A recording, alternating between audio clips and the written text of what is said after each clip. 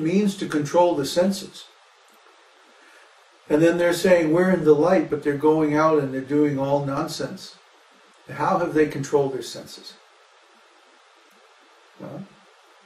So actually religion to them is just a club. And you join the club and then you're a member and you get to hang out with the other club members, you know, and enjoy. Great. You go to the church and have, you know, the pot roast dinner. I mean, what kind of nonsense is that? But they're in the light. So we don't follow this terminology. No, we say Krishna consciousness, and that has some very specific meaning. It means we're following these four regulative principles. It means we're following Bhagavad-gītā and Srimad Bhagavatam. It means we're studying with a spiritual master situated in the lineage from Krishna.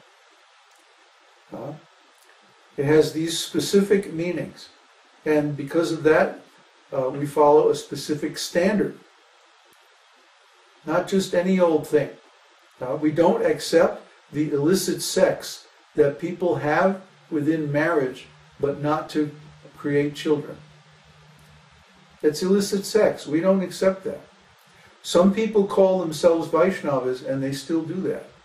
But we don't accept that because that's not the actual standard. We accept whatever Krishna says. And Krishna says in Bhagavad-gītā that people who have illicit sex are not following his program.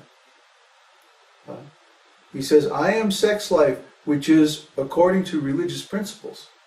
And we know that religious principles in Vedic context means Garbhadhan Samskara, or the seed-giving ceremony. But people aren't doing this seed-giving ceremony, even so-called devotees. They're phonies. They're trying to get sense gratification based on some ritual they're performing or some external process of devotional service. They're not really following from the heart. They're not really saying, let me love Krishna.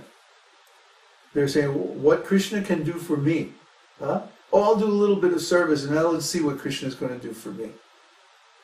So if Krishna doesn't respond in the way they think, then they fall down. We've seen this a million times. Don't get caught up in this trap. Be on the actual transcendental platform. Follow the real philosophy. Then you can never be deluded. You can never be deceived. And you'll never fall down. Question from Johnny Arrow. Oh, okay. What is the best way to handle the situation when someone thinks I'm crazy because of what I have so kindly shared with them?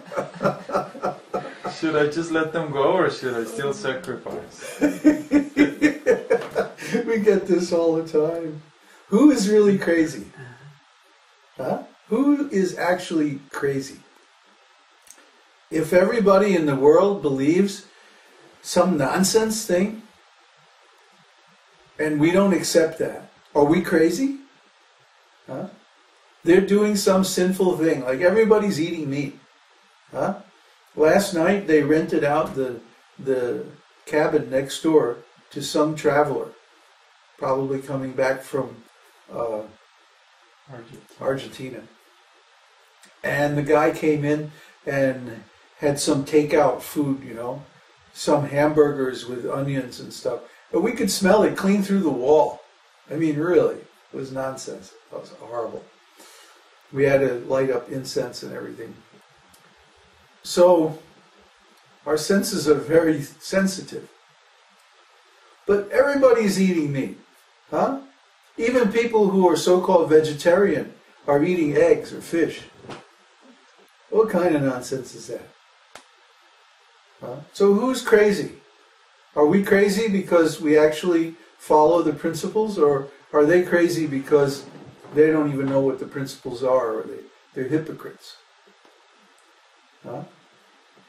We say they're crazy because Krishna is giving these principles very, very clearly in Bhagavad-gītā. So if somebody thinks you're crazy, just turn and walk away. You don't need their association. You don't need them as a friend. Now, the other thing is, before you expose this transcendental knowledge, you want to make sure that a person is qualified to hear it. You see? If we just go down the street and take the first person we find and say, hey, you should stop eating meat and taking intoxication and, shave your head and chant the holy name for 2 hours a day, well, they're going to go, come on. Now that's crazy. What's crazy is we have preached to someone without getting their permission. That's the crazy part. Huh? I mean, would you like somebody to do something to you without your permission? Of course not. I mean, unless it's a surprise party on your birthday or something like that.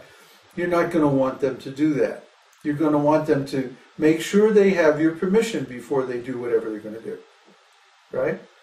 So similarly, when we're preaching, we have to make sure that we have people's permission. We can't just go start quoting verses from the Gita and the Bhagavad-gītā and talking about illicit sex and this and that, and God is a blue boy that plays the flute. I mean, come on. That is crazy. That's crazy because it's a lack of discrimination, a lack of intelligence, a lack of discretion. If you go up to somebody and maybe they're ready to hear about vegetarian diet, let's say. They're still on the bodily platform. Maybe their motivation is health. So you know that if you tell them about vegetarian diet is more healthy, they might be ready to hear that. But if you start telling them all this stuff about, you have to do this ceremony and offer it to this little blue boy who plays the flute, I mean, they're not ready to hear that. And so what's going to happen? They'll say, oh man, you're crazy. They think you're crazy because you told them about something that they couldn't understand in their ontology. They had no place in their map for the stuff you're telling them. But actually you're crazy because you could have known that by talking with them in advance, and you still went ahead and told them anyway. See? If you give somebody something that you know they can't have, you give them some level of knowledge that they can't handle, that's your problem. That's your craziness. That's your irresponsibility. So what you did basically was you caused them to make an offense. And this is the 9th offense against the holy name. To preach to someone who doesn't want to hear about it. When we preach the holy name, we want to make sure first that the person we're preaching to wants to hear about it. Otherwise, if we expose the glories of the holy name or the glories of Krishna consciousness to someone who is not disposed to hear about it, then they will make an offense. And that is an offense on our part, because we created that situation by our lack of discrimination or our lack of discretion. So, yes, you're crazy, but not for the reason that they think. You have to be cautious about who you preach to and what you tell them.